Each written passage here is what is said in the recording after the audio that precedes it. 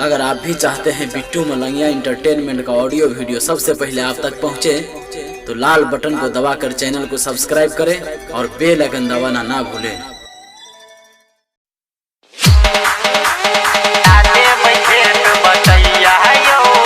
अखन अपने सब सुन रहा छी बिट्टू मलंगिया इंटरटेनमेंट के।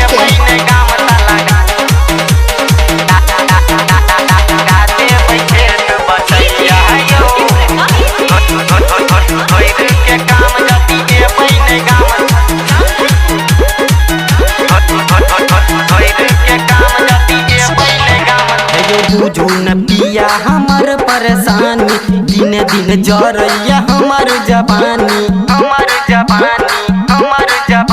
यो बुझू न पिया हमर परेशानी, दिन दिन जरैया हमर जवानी।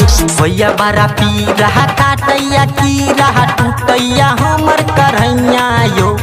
भैया बड़ा पी रहा काटैया की रहा टूटैया हमर करैया यो। छोड़ के काम जदि एबै न गाम त लगा देबै खेत बटैया यो।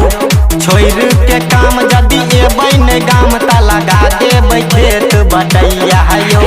भैया बड़ा पी रहा काटैया की रहा टूटैया हमर करैया यो। छोड़ के काम जदि एबै न गाम त लगा देबै खेत बटैया यो। छोड़ के काम जदि एबै न गाम त लगा देबै खेत बटैया यो। DJ Bittu Malangiya, DJ Bittu Malangiya Madhubani.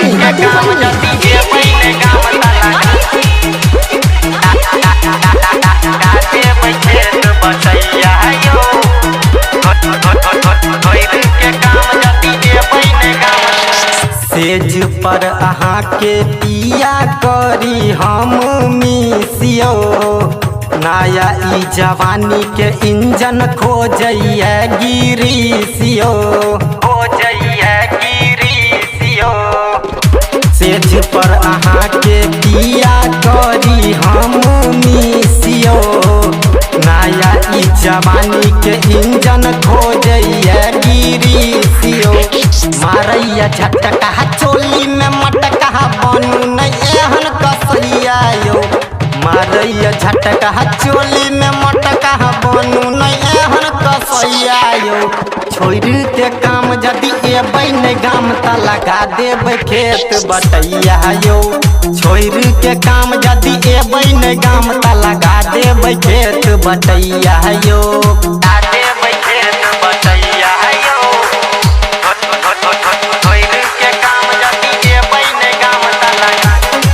DJ Bittu Malangiya, DJ Bittu Malangiya Madhubani.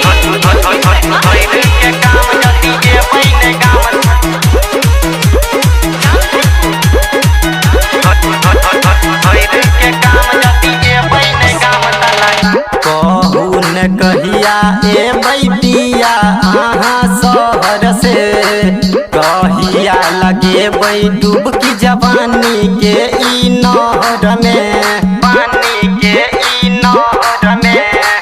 कहू न कहिया एबै पिया अहाँ शहर से।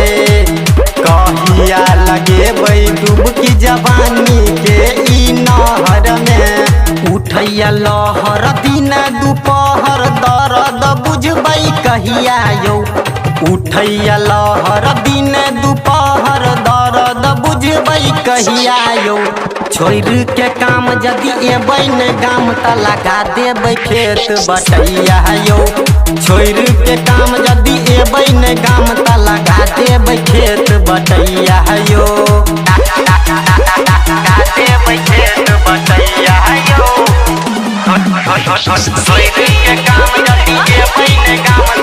DJ Bittu Malangiya, DJ Bittu Malangiya Madhubani.